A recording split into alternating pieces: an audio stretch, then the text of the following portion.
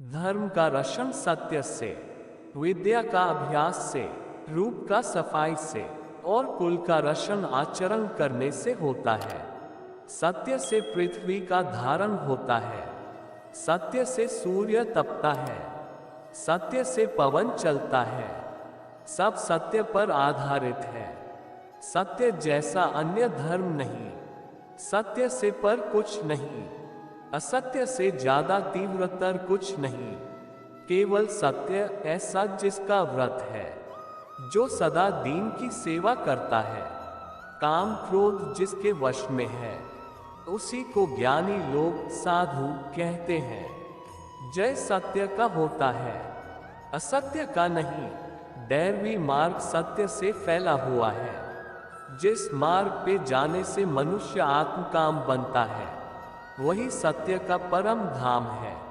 सत्य और प्रिय बोलना चाहिए, पर अप्रिय सत्य नहीं बोलना और प्रिय असत्य भी नहीं बोलना, यह सनातन धर्म है। वेदों के जानकार कहते हैं कि अनृत असत्य के अलावा और कोई पातक नहीं, सत्य के अलावा अन्य कोई सुकृत नहीं और विवेक के अलावा अन्य कोई भय नहीं। अग्नि से सींचे हुए वृक्ष की वृद्धि नहीं होती, जैसे सत्य के बिना धर्म पुष्ट नहीं होता। प्राण त्याग की परिस्थिति में भी जो सत्य बोलता है, वह प्राणियों में प्रमाणभूत है। वह संकट पार कर जाता है। उजड़ जमीन में बीज बोना जैसे व्यर्थ है, वैसे बिना सत्य की पूजा जप और तप भी व्यर्थ है। आजाद होकर जीने वाला ही वास्तविक मनुष्य होता है। दूसरों के गुलाम रहकर खुश रहने के बजाय आजाद होकर खुद के दुखों का सामना किया जाना चाहिए। भले ही आपके जिंदगी में कितने ही कष्ट क्यों ना हो, लेकिन अगर आप आजाद होना तो आप ही वास्तविक मनुष्य हो। श्री भगवद गीता में गुलामी को मौत से भी बुरा बताया गया है। इंसान किस किस का गुलाम नहीं है, वो अपने दिमाग का गुलाम है, अपने विचारों का गुलाम है और उसके साथ अपनी आदतों का भी गुलाम है। कहीं काम कर रहे हो ना, तो किसी के गुलाम होकर काम कर रहे हैं। दोस्तों, दूसरों का साथ लेना और दूसरों का गुलाम बनना, इसके बीच में एक हल्की सी लाइन, और इस लाइन के उधर आप चले गए ना, तो समझ लेना कि आप किसी के गुलाम बन गए हैं। बिना किसी मकसद के तो हम जीवन नहीं जी सकते हैं, और मकसद को पूरा करने के लिए हमारे मन में मकसद का होना बहुत ही जरूरी है। लेकिन अगर वो मकसद केवल और केवल खुद तक ही सीमित रह जाए और आपको इस बात से कोई फर्क न पड़े कि आपके मकसद के वजह से सामने वाले का कितना नुकसान हो रहा है, गुस्सा हमारे कमजोर होने का सबसे बड़ा सबूत है। जो इंसान बहुत ज्यादा गुस्सा करता है ना, वो इंसान बहुत ज्यादा कमजोर होता है, बिना समय को गंवाए बढ़ते हैं इतिहास के उस सबसे बड़े ज्ञान के खजाने की तरफ जो इस दुनिया की ही नहीं, इस दुनिया के श्री कृष्ण के द्वारा दिया गया है, और जिसको बड़ी आसानी से समझकर और उससे फॉलो करके कोई भी इंसान वो सब हासिल कर सकता है जो वो चाहता है। चाहे खुशी पाना हो, चाहे सफलता हासिल करनी हो, या चाहे व्यवस्थित करना सीखना हो, या चाहे अपनी जिंदगी को पहले से बेहतर बनानी हो, श्री भगवद गीता से ज्यादा महान दूसरा कोई और पाठ नहीं हो सकता है। मैं आपको साधारण शब्दों में कैसे भी करके भगवद गीता सार इन हिंदी में अच्छी तरह से समझाने की कोशिश करूंगा। इस दुनिया में कुछ भी अच्छा या बुरा बिना किसी कारण के नहीं होता है। आप किसी भी हाल में कर्म किया बिना और उसका फल पाए बिना नहीं रह सकते हैं। ऐसा हो ही नहीं सकता है कि इंसान का शरीर एक सेकंड के लिए भी बिना कर्म किए रह सके। ऐसा हो ही नहीं सकता कि इस सृष्टि का एक कण एक सेकंड के लिए भी बिना किसी कर्म को किए रह सके। कर्म करना हमारे जीवन का अभिन्न हिस्सा है। अगर हम सोते भी हैं ना, लेकिन हमारा दिमाग नहीं सोता है।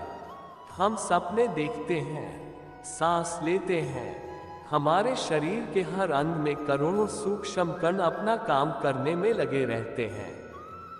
हम कर्म किए बिना कभी भी नहीं बच सकते हैं। और ऊपर से भगवान ये भी बोलते हैं कि हमें किसी भी कर्म में बंध कर नहीं रहना चाहिए। आप चकित हो गए ना? देखिए, हम ना किसी भी पल कोई भी काम किए बिना रह सकते हैं, और ना ही हमें कर्म में बंद करके रहना चाहिए। कहने का मतलब यह है कि हम जो भी करते हैं वो यह मान करके करे कि करने वाला मैं नहीं हूँ, बल्कि करने वाला तो ऊपर वाला है। मैं तो सिर्फ कारण मात्र हूँ उस काम को करने के लिए। इस काम को मैं नहीं कर रहा हूँ, बल्कि ये काम मेरे द्वारा कराया जा रहा है। और जब हमारी सोच इस लेवल की होगी तो हमें कभी भी कोई भी दुख नहीं मिलेगा, हमें कभी भी पश्चाताप नहीं होगा, और ना ही हमें कभी भी घमंड होगा। आइए सुनते हैं ऐसी ही एक छोटी सी कहानी। लालच। आपने सोने की मुर्गी के बारे में तो जरूर कहानी सुनी होगी। जो मुर्गी एक दिन में एक सोने का अंडा दे देती थी। लेकिन एक दिन उस मुर्गी के मालिक ने लालच में आकर ऐसा सोचा कि भैया, ये मुर्गी हर रोज एक सोने का अंडा दे ही रही है, तो इसके पेट में न जाने कितने अंडे होंगे, और मैं हर रोज सिर्फ एक अंडा नहीं ले सकता। मैं आज ही इस मुर्गी का पेट काटकर सभी अंडों को बाहर निकाल लूंगा। और इस लालच की वजह आखिर क्या हो गया?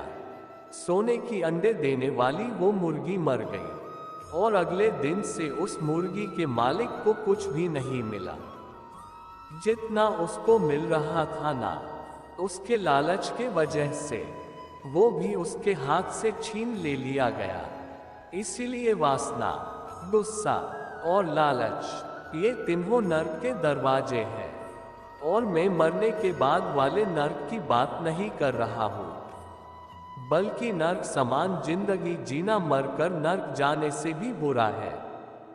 इंसान जब पैदा होता है तब वो नंगा आता है, और जब वो मरता है तब उसको ऐसे ही जला दिया जाता है। उसके साथ में कुछ भी नहीं चला जाता है। जिंदगी में आपको जो कुछ भी यहाँ आने पर मिला है वो आपके आने से पहले किसी और का था, और जब आप यहाँ से चले जाओगे तो वो सब किसी और का हो जाएगा। बदलाव ही इस दुनिया का नियम है। तो ऐसी कौन सी चीज है जो हमेशा रहती है? कोई तो ऐसी चीज जरूर होगी जो हमारे मरने के बाद भी इस दुनिया में रहेगी, और वो चीज है इंसानियत। सबसे पहले आप एक अच्छा इंसान बनिए, और हर एक मनुष्य उस परमात्मा का अंश है, और हमारे सीधे तार उस परमात्मा से जुड़े हुए हैं। आत्मा कभी भी गलत नहीं हो सकती है, पर हम शरीर के सुखों के लिए गलत कर्मों को करने में लग जाते हैं, और उनका नतीजा भी गलत होता है। खैर छोड़िए, आज हमारे पास जो कुछ भी है, चाहे हमारा प्यार हो या कोई रिश्ता हो या पैसा हो या नाम हो, वो सब हमसे एक ना एक दिन जरूर छीन जाएगा या जरूर दूर चला जाएगा। यही सृष्टि का नियम है कि जो कल किसी और का था वो आज आपका है, लेकिन आज जो आपका है ना, वो आने वाले दिनों के बाद किसी और का हो जाएगा। जैसा आप सोचते हो वैसा आप बन जाते हो। आज आप अपनी लाइफ में जो कुछ भी हो वो केवल और केवल आपकी सोच के वजह से हो। आज कोई भी इंसान अगर किसी पद पर है ना, चाहे वो लेवल ऊपर हो या नीचे की हो, वो सिर्फ उस इंसान की सोच के वजह से है। अगर एक भिखारी भी अमीर बनना चाहता है ना, और वो अगर बनना चाहे तो वो अमीर बन सकता है। दुनिया के किसी इंसान में इतनी हिम्मत नहीं है कि उसे अमीर बनने से रोक सके। और अगर एक अमीर इंसान बर्बाद होना चाहता है ना, तो वो अपनी सोच से बर्बाद हो सकता है। अगर कोई क्रिकेट का भगवान है ना, तो वो उसकी सोच के वजह से, क्योंकि जैसा आप सोचते हैं ना, ठीक वैसा ही आप बन जाते हैं। अगर आपने किसी मंजिल को जीत लिया है ना, तो उसको एक्चुअल में जितना मात्र एक औपचारिकता रह जाती है। शांत इंसान वही है जिसकी बुद्धि और आत्मा एक पक्ष में है।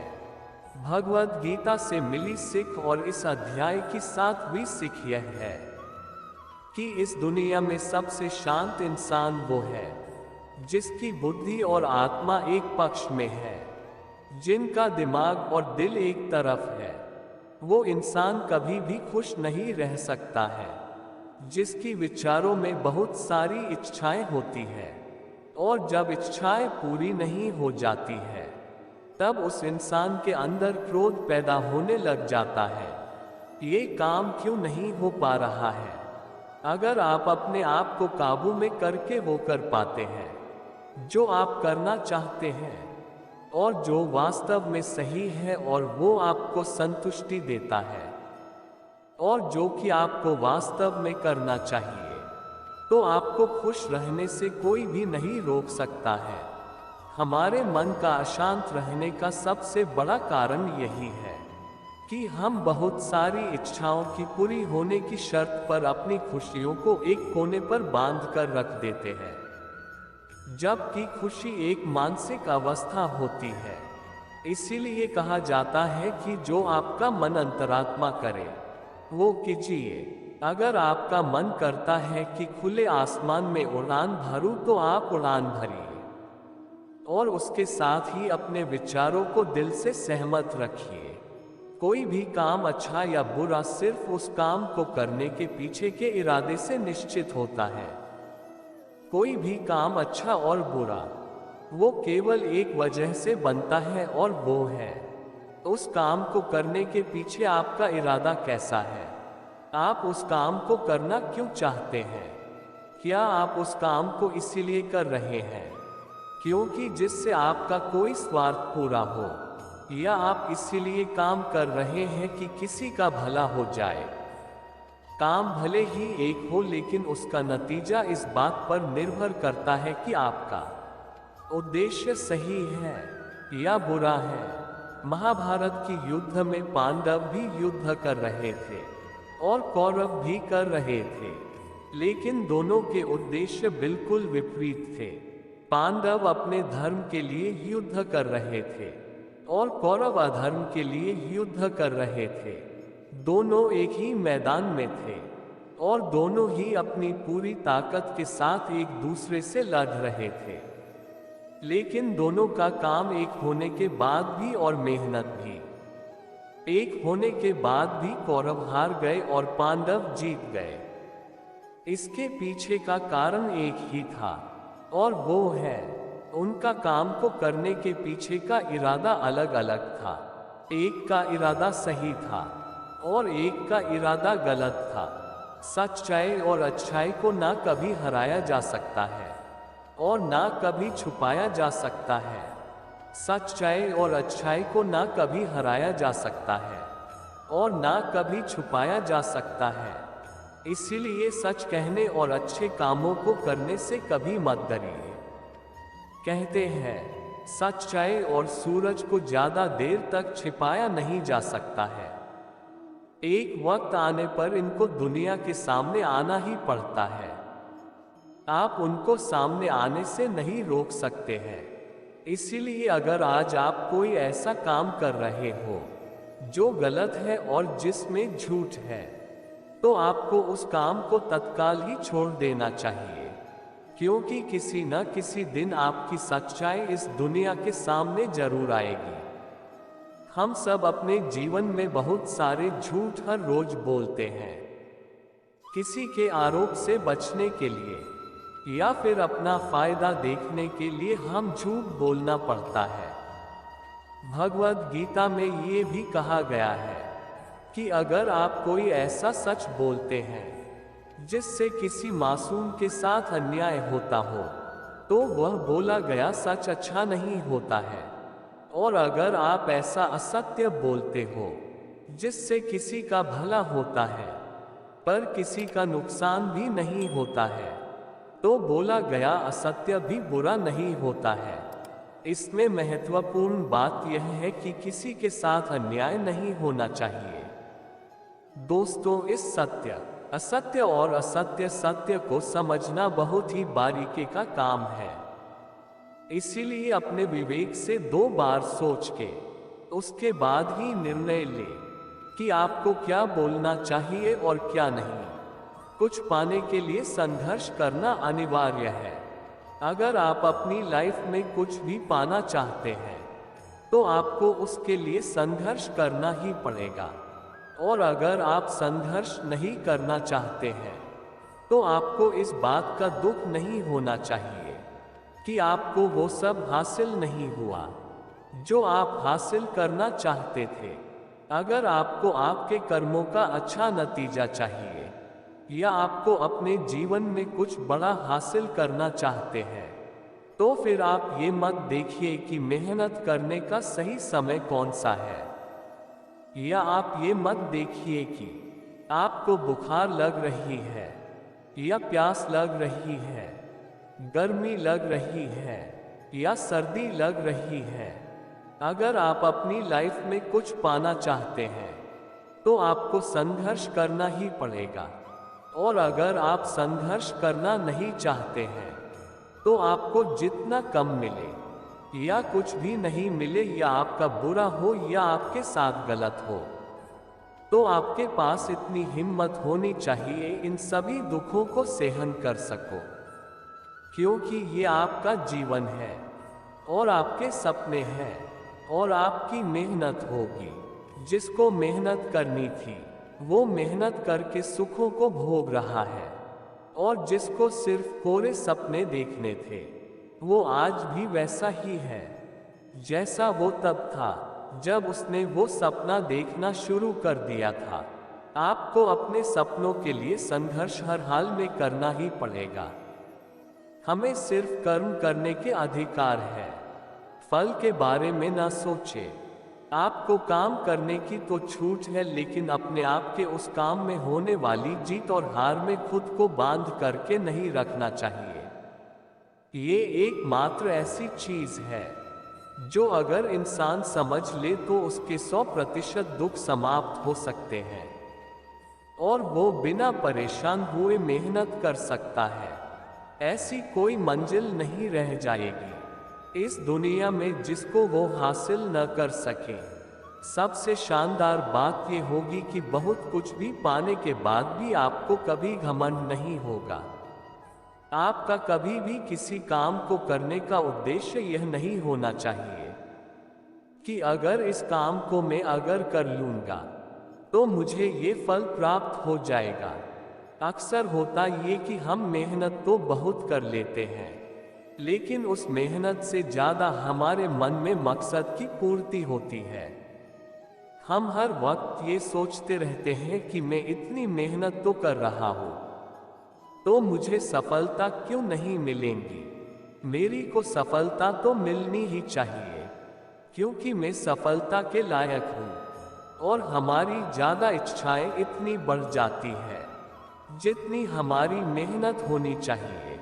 लेकिन अगर आप सफल नहीं हो पाते हैं तो आपको एक बात जरूर याद रखनी चाहिए कि अगर आप इस काम में सफल नहीं हुए हैं, लेकिन कोई और इंसान तो इस काम में जरूर सफल हुआ होगा क्योंकि उसने आपसे ज्यादा मेहनत की होगी, लेकिन वो सफलता उसको न मिलकर आपको मिल जाती है, तो उसके साथ में कहीं ना कहीं अन्याय हो जाता क्योंकि उसने आपसे ज्यादा मेहनत की हुई है और उसके कर्म भी आपसे ज्यादा संघर्षशील रहे हैं। जिस दिन आपका कर्म ज्यादा संघर्षशील बन जाएगा ना, तो उस दिन सफलता आपकी भी हो जाएगी, इसमें कोई शक नहीं है।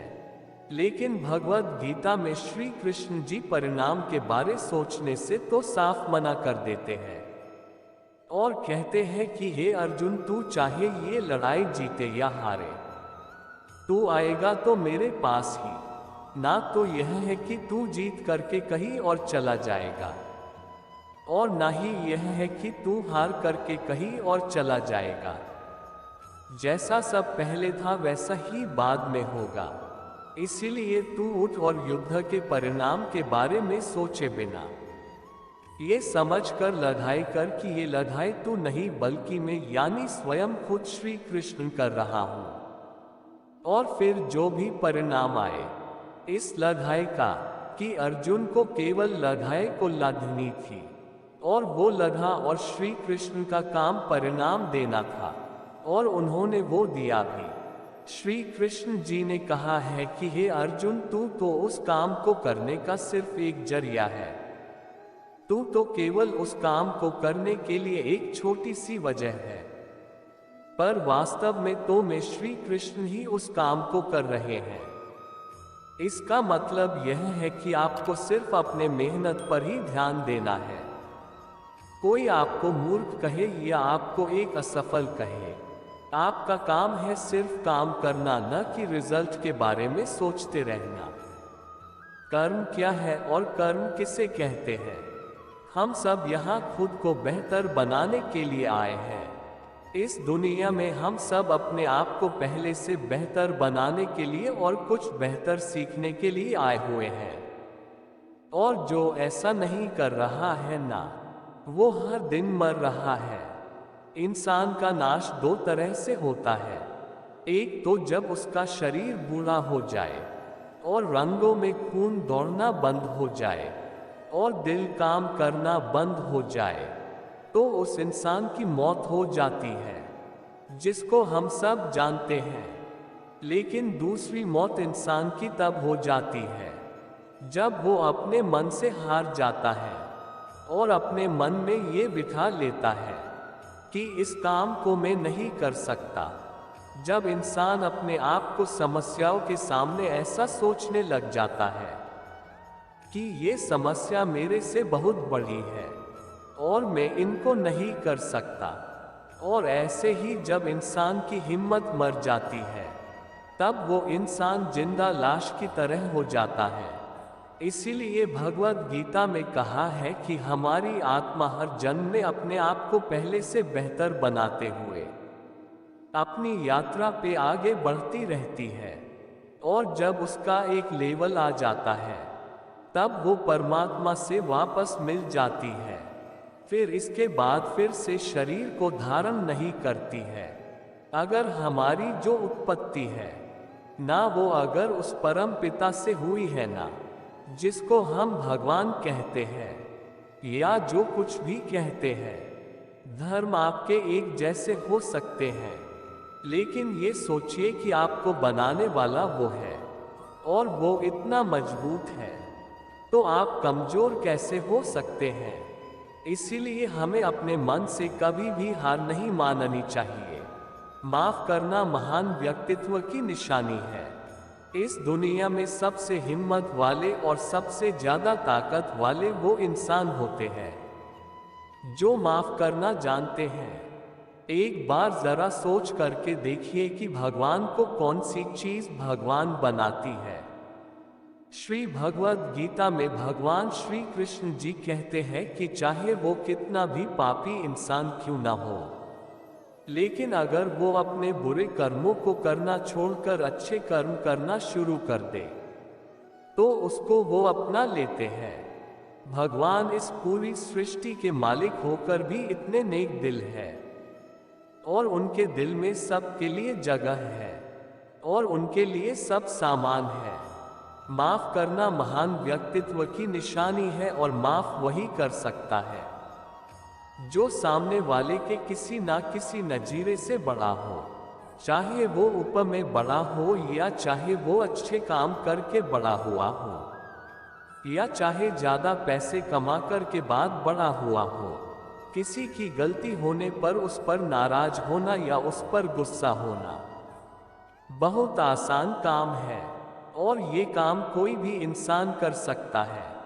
लेकिन हिम्मत वाले इंसान गलती करने वाले इंसान को माफ करके उसको और एक मौका दे सकते हैं। इस दुनिया में जब कोई इंसान कुछ महान कार्य करता है ना, तो बाकी की दुनिया भी ठीक वैसे ही करती है। हर कोई उसकी नकल करता है। ताज्जुब की बात यह है कि ये बात श्री कृष्ण ने महाभारत में कही थी, जो कितने हजारों साल पुरानी बात है। हे अर्जुन, अगर तू ये लड़ाई नहीं करेगा तो हर कोई तुझे और तेरे वंश को गालियां देगा कि अर्जुन कितना कायर था। लेकिन अगर तू अपना युद्ध करके जीत जाएगा ना, तो इससे आगे आने वाली जो दुनिया होगी ना, तो उसमें तू एक उदाहरण होगा। और उदाहरण ये होगा कि धर्म की अधर्म पर जीत हो ही जाती है। और अर्जुन, जो तू करेगा उसकी बहुत बड़ाई होगी, और तेरी आने वाली पीढ़ियां भी ना तेरी तरह ही कर्म करेगी। भगवान श्री कृष्ण के वाक्य में एक और गहरा अर्थ छुपा हुआ है, और वो है कि अगर आप अपनी लाइफ में किसी ऐसे पद पर हो जिस पद पर जाना किसी सामान्य इंसान के लिए आसान बात नहीं होती है, तो आपको अपने स्थान से इस दुनिया में ऐसे उदाहरण देने चाहिए जिनसे सब लोगों को भलाई हो और सबको एक सही रास्ता दिखे। लाइफ तब बदलती है जब आप अपने सोचने का तरीका बदल देते हैं।